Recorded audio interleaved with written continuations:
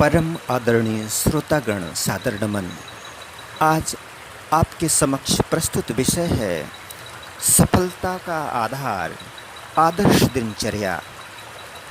असनम वसनम वासो एषा चैवा विधानतः मगधेन समाकाशे गंगाप्य अंगारवाहिनी। कहा जाता है कि भोजन, वस्त्र, निवास स्थान यदि विधि विधान के अनुकूल न हुए, दिनचर्या सम्मत न हुए, तो मगध के समान शक्तिशाली साम्राज्य सिमटकर काशी नगरी के समान संकुचित हो जाता है। अर्थात शीतलता प्रदान करने वाली गंगा मैया अंगार उगरने लगती हैं।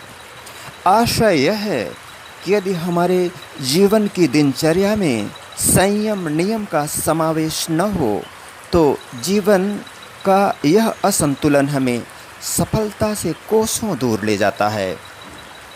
आइए एक आदर्श दिनचर्या पर प्रकाश डालते हैं।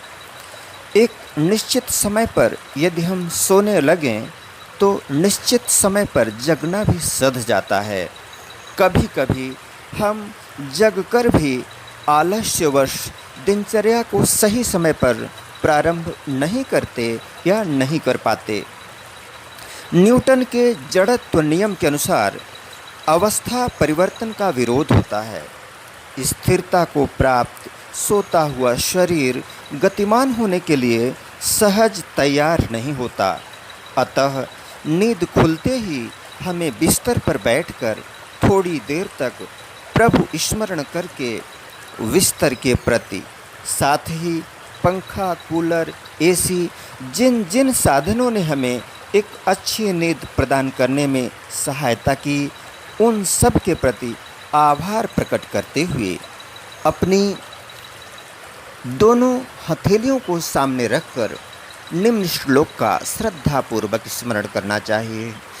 कराग्रे बसते लक्ष्मी, कर मध्ये सरस्वती, करमूले तु गोविंदः, प्रभाते कर दर्शनम।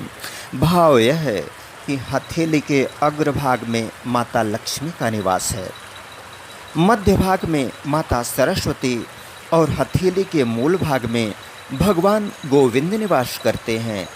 इसलिए प्रभात में हमें अपने दोनों हथेलियों का दर्शन करना चाहिए।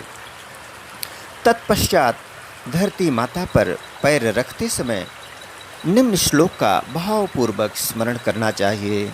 समुद्रवसने देवी पर्वतिस्तन मंडले, विष्णुपत्नी नमस्तुभ्यं, पादस्पर्शं क्षमस्व में।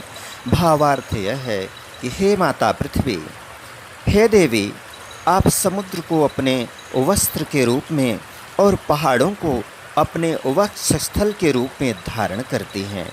हे भगवान विष्णु की पत्नी, आपको नमस्कार है। कृपया मेरे चरणों के स्पर्श को क्षमा करें। इसके पश्चात साधन धाम शरीर को स्वस्थ रखने के लिए पहला कदम उठाते हुए एक गिलास लेकर जितना आप आसानी से पी सकें जल पान करना चाहिए। ऐसा इसलिए कि शरीर के अंदर जो भी अस्वास्थ्यकर तत्व होते हैं वे शरीर से बाहर हो जाते हैं। इसीलिए प्रातःकाल के इस प्रथम जलपान की तुलना अमृत पान से की गई है। उषा पान, अमृत पान। तत्पश्चात नित्य क्रिया से निवृत्त होकर माता पिता एवं परिवार के अन्य वरिष्ठ सदस्यों का यथोचित अभिवादन करना चाहिए। अभिवादन करने के निम्नांकित फायदे होते हैं। अभिवादनशीलस्य नित्यं वृद्धोपसेविनः, चत्वारि तस्य वर्धन्ते आयुर्विद्या यशो बलम्। अर्थात अभिवादन करने से हमारी आयु, विद्या, यश और बल में वृद्धि होती है। इस प्रकार शुभ भावना और शुभ कामना प्राप्त करके अपने कर्तव्य पथ पर पूर्ण मनोयोग से अग्रसर होना चाहिए। महात्मा गांधी जी ने कहा है, संतोष से प्रयासों में संतोष तो प्रयासों में है, उपलब्धियों में नहीं। प्रयत्न अपना, प्रार्थना प्रभु से, प्राप्ति उन्हीं से। गांधी जी ने यह भी कहा है, काम की अधिकता नहीं, काम की अनियमितता व्यक्ति को मार देती है। अतः आइए एक आदर्श दिनचर्या पर चलने के लिए प्राण प्रण से उद्यत हों। वीडियो देखने के लिए धन्यवाद एवं आभार। जय हिंद।